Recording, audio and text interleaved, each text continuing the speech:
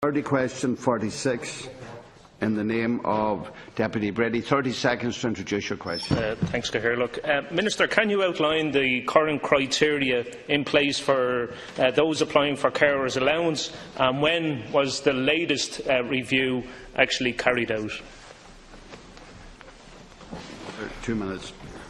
The Government acknowledges the crucial role that family carers play and is fully committed to supporting carers in that role.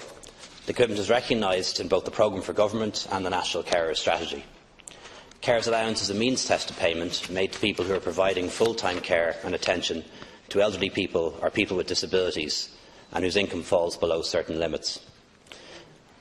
The principal conditions for the receipt of the allowance are that full-time care and attention is required and being provided, and that the means test which applies is satisfied. The means test is one of the least onerous in the social protection system. £332.50 of gross weekly income is disregarded in the calculation of means for a single person. The equivalent for someone who is married in a civil partnership or cohabiting is €665 of gross weekly income.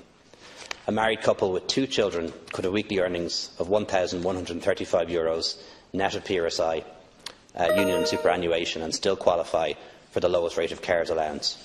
So, more simply, you could have somebody earning €59,000 a year and they would still qualify under the means test.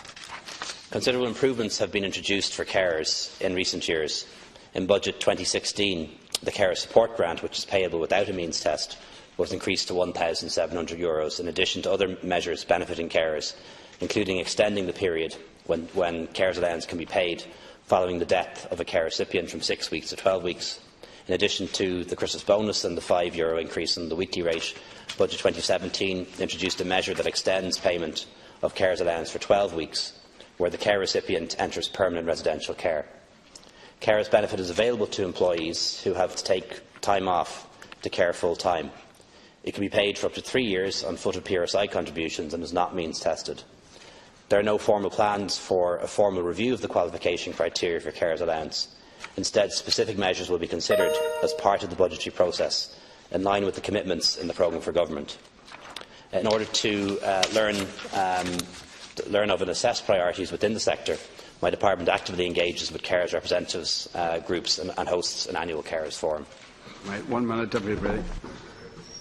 Minister, committee meeting last December, you stated in your presentation that in the first half of 2016 there was an actual 19% increase in applications for carers allowance compared to the same time the previous year. I asked what percentage of those applications were refused, and Minister, I'm still awaiting a formal response on that. Can I ask you, can you provide that now?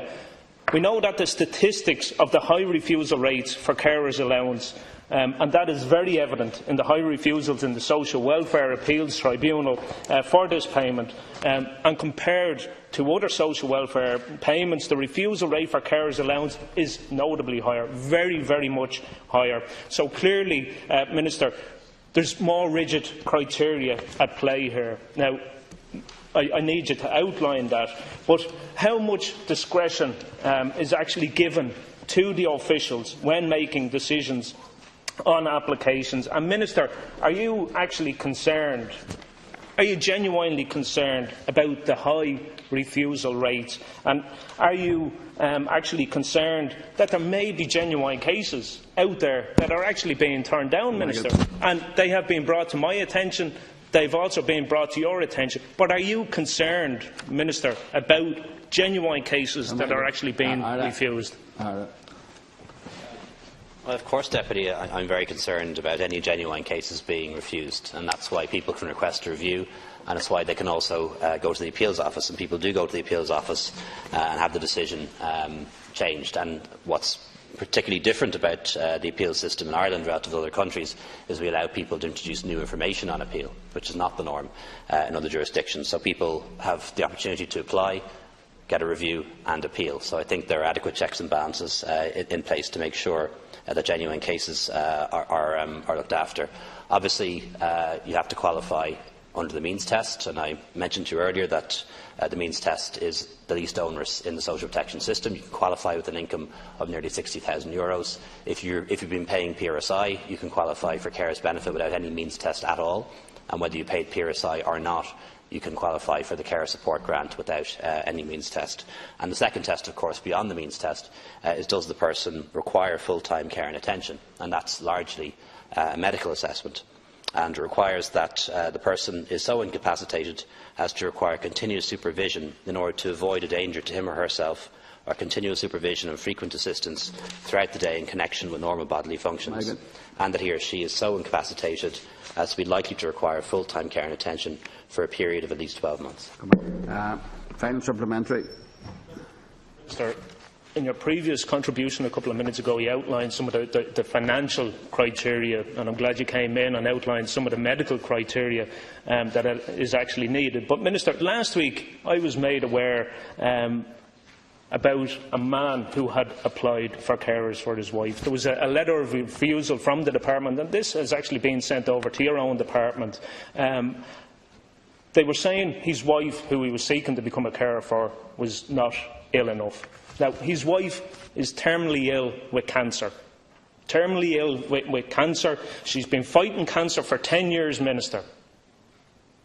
Her husband, who was a full-time carer, applied for the carer's allowance and was turned down on the basis that she was not ill enough. Now, Minister, that highlights to me, if anything ever does, that there is a problem with the criteria that is being applied here. Now, Minister, I'll ask you again, will you examine the criteria that is applied in applications for carers? We know, and you stated previously, and I mentioned it there, 19% increase in applications coming in. There's a huge delay in those applications, and indeed people who appeal decisions and actually turning those around. There's huge problems here, but particularly around the criteria, Minister. So I'm asking you again, will you re-examine, have a look at the criteria? That is a graphic case, and there's many, many other genuine cases out there, Minister. You said you are concerned that genuine cases are being turned down. That is one example of many, many out there, Minister.